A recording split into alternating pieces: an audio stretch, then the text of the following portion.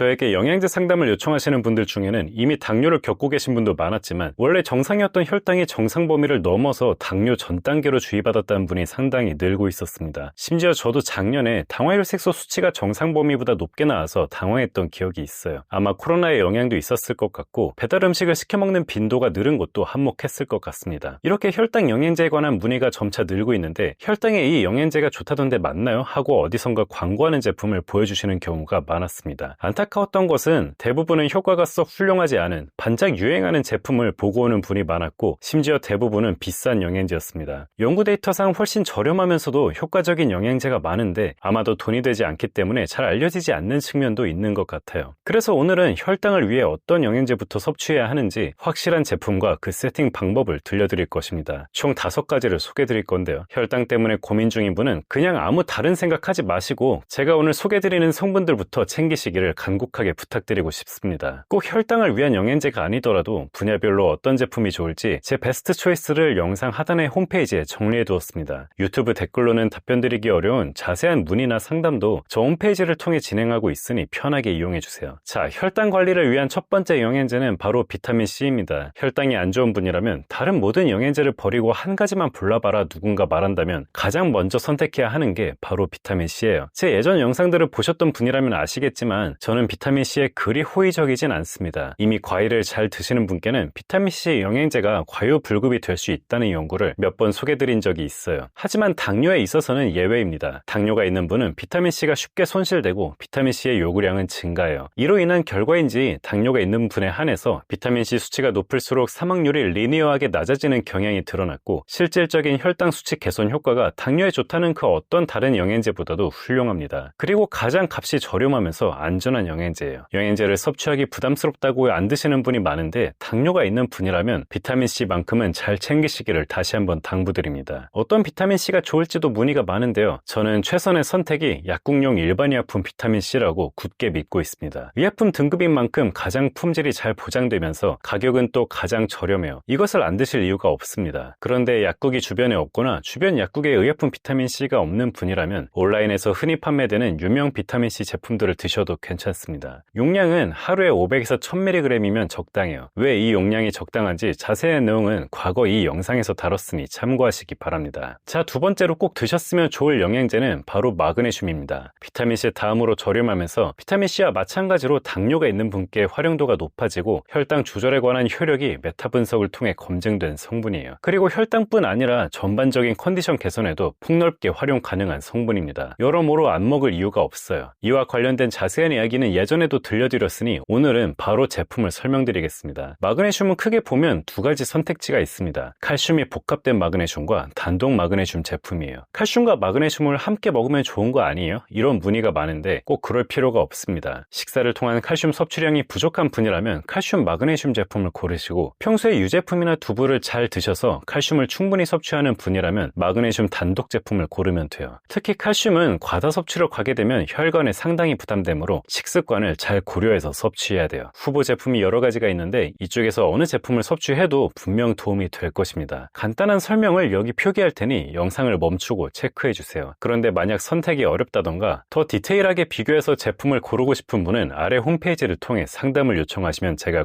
골라드리겠습니다. 자, 마그네슘 다음으로 권해드리고 싶은 세 번째 영양제는 바로 아연입니다. 제가 예전에 다뤘던 것처럼 최근 메타 분석 연구에서 아연 영양제 섭취가 콜레스테롤과 혈당 개선에 눈에 띄는 효력이 있는 것으로 드러났어요. 그리고 그 효과는 아연 섭취량이 높을수록 뛰어난 것으로 나타났습니다. 아연도 앞서 소개드린 두 가지와 마찬가지로 기본 영양소에 속하는 만큼 혈당뿐 아니라 면역, 피부 염증 등 다양한 건강상의 이점이 있어 우선순위가 높은 성분입니다. 그런데 아연은 아주 신중하게 고르셔야 하는 게 다른 다량 미네랄에 비해 적은 용량에서도 쉽게 부작용이 나타납니다. 하지만 시중에 마치 함정처럼 고용량 제품이 흔히 판매되고 있어서 주의해야 해요. 여러 부작용과 효능을 고려했을 때 영양제를 통한 일일 아연 섭취량은 30mg 선으로 조절하는 것이 최선입니다. 30mg 아연을 어떻게 섭취할 것인가? 많은 분들께는 아연 단독 제제보다는 아연이 이미 포함된 종합 비타민을 섭취하는 것이 베스트 초이스입니다. 당뇨를 겪는 분은 전반적인 비타민 미네랄이 쉽게 결핍되는 경향이 있어요. 따라서 평상시 식습관이 아주 고른 분이 아니라면 종합 비타민을 통해 얻는 이득이 큽니다. 먼저 종합 비타민을 통해 전반적인 영양과 기본적인 아연 섭취를 챙기고 적극적으로 관리하고자 하는 분은 아연 단독 자극 영양제를 보조로 섭취해서 일일 섭취량을 30mg으로 맞추세요. 아니면 아연이 포함되지 않은 비타민 B군 제품에 30mg의 아연을 조합하는 것도 훌륭한 선택입니다. 자, 네 번째 영양제는 바로 차전자피입니다. 이것도 제가 자주 소개드리는 제품이고 효력도 상당히 강력합니다. 차전자피에 포함된 식이섬유는 다른 어떤 종류의 식이섬유보다도 수용성과 점도가 높아서 상당한 포만감을 제공하고 혈당이 급격히 오르는 것을 막습니다. 실제 연구에서 차전자피는 혈당 조절은 물론 콜레스테롤과 식욕에도 좋은 효과를 나타냈어요. 그리고 식이섬유인 만큼 변비 개선 효과도 탁월합니다. 영양제로서의 전반적인 효과만 놓고 보면 차전자피는 탑3 안에 들 수 있는 성분이에요. 그런데 우선순위를 다소 낮게 책정하는 이유는 섭취 방법이 까다롭기 때문입니다. 차전자피는 그 특유의 점성 때문에 물에 타서 섭취할 때 맛이 썩 좋지 않다는 점도 문제지만 더 큰 문제는 다른 영양제 성분 또는 의약품의 흡수를 방해한다는 사실입니다. 그래서 다른 영양제나 약과는 2시간 이상 간격을 두고 섭취해야 해요. 섭취 스케줄을 짜기가 까다롭습니다. 그래도 식욕 조절이 필요하면서 변비가 있고 혈당 조절에 어려움을 겪는 분이라면 식사 15분쯤 직전에 차전자피를 섭취해보세요. 다른 영양제와 간섭이 없도록 스케줄을 잘 짜기만 한다면 정말 좋은 체감을 누릴 수 있을 것입니다. 차전자피는 가급적이면 국산을 이용하세요. 컨슈머랩에 의하면 미국에서 판매되는 유명 차전자피 제품 중 절반가량에게서 중금속인 카드뮴이 기준치 이상으로 검출된 바 있습니다. 아무래도 차전자피는 미국에서는 영양제보다도 식품에 가까운 제품이라서 제조시설 관리가 썩 잘 되고 있지 않은 것 같아요. 만약 정 해외 제품을 구매하려 하신다면 컨슈머랩 테스트를 통과한 이 제품으로 시도를 하시고 아니면 국산 제품 중에 차전자피로서 건강기능식품으로 인정된 이런 제품들을 시도해보면 좋을 것입니다. 자, 5번째로 소개드리는 성분은 바로 베르베린입니다. 베르베린은 혈당 조절에 가장 활발하게 연구되고 있는 영양제 성분으로 연구를 통해 드러난 성과도 상당히 뛰어납니다. 단기간에 혈당 조절에 가장 뛰어난 성분을 꼽는다면 베르베린이 1위를 할 수도 있어요. 그런데 베르베린을 5번째로 소개드리는 이유는 앞서 소개드린 성분들과는 다르게 영양소가 아닌 허브 성분이라는 점입니다. 효력은 강력하지만 기본 영양 성분만큼의 폭넓은 효능은 기대하기 어렵고 부작용이 동반되기 마련이에요. 그리고 베르베린은 우리나라에서는 의약품 원료로 쓰는 성분이라서 통관이 어려울 수도 있다는 점도 큰 단점이에요. 그래도 베르베린은 어쨌든 혈당 조절에 있어서 상당히 잘 연구된 성분 중 하나로 시도해볼 가치가 충분한 성분이라는 점은 분명합니다. 앞서 소개드린 성분이 대부분 기본 베이스로 평생 가져갈 수 있는 성분이라면 베르베린은 도전해볼 가치가 있는 성분인 것으로 이해하시면 되겠습니다. 베르베린은 현재로서는 해외 루트를 통해 구할 수밖에 없는데 컨슈머랩의 테스트를 통과한 이 2가지 제품이 좋은 옵션일 것입니다. 베르베린의 가장 큰 리스크는 바로 약물 상호작용입니다. 저혈당을 유발할 수 있는 당뇨약을 복용 중인 경우 베르베린 섭취 시 순간 저혈당이 나타날 수 있어서 신중하게 섭취해야 해요. 이런 상황이 우려되는 분은 혈당을 즉시 관리할 수 있는 준비가 갖춰진 상황에 섭취하는 게 바람직하고 보수적으로 본다면 아직 당뇨약을 복용할 정도가 아닌 초기 단계에 섭취하는 것이 베스트입니다. 그리고 혈압약이나 고지혈증약 같은 다른 의약품과도 상호작용이 있을 가능성이 있어서 대사질환 관련된 처방약품을 복용 중인 분이라면 반드시 먼저 전문가와 논의를 하고 섭취하길 권해드립니다. 베르베린의 또 다른 단점은 장기간 섭취 시 어떤 부작용이 나타날지 아직까지 제대로 연구되지 않았다는 점입니다. 가급적이면 당뇨가 그리 심하지 않은 분이 식이요법만으로는 혈당 조절이 어렵다고 판단되는 시기에 3개월 정도 단기간만 섭취하길 권해드리고요. 만약 체감되는 부작용이 없고 복용 중인 약의 효과나 부작용에 별다른 변화가 없는 분이라면 쭉 섭취를 해보시되 정해진 용량만큼 신중하게 섭취해보시길 권해드립니다. 자, 오늘 소개드린 5가지에 대해 섭취 방법이 궁금하실 수 있는데 우선 5가지 성분을 모두 섭취해도 괜찮습니다. 다만 차전자피를 시도할 경우 스케줄을 잘 조절해야 하는데요. 시간 스케줄에 대한 예시를 이렇게 준비해봤으니 참고해서 섭취하시면 좋을 것 같습니다. 그리고 추천 영양제가 궁금하거나 상담이 필요한 분은 주저하지 말고 제 홈페이지를 이용하세요. 댓글로는 제대로 답변드리기 어려운 자세한 증상이나 제품에 관한 내용도 모두 상담드리고 있습니다. 자, 오늘 내용은 여기까지고요. 도움이 되셨다면 구독과 좋아요 그리고 알람 설정 부탁드립니다. 감사합니다.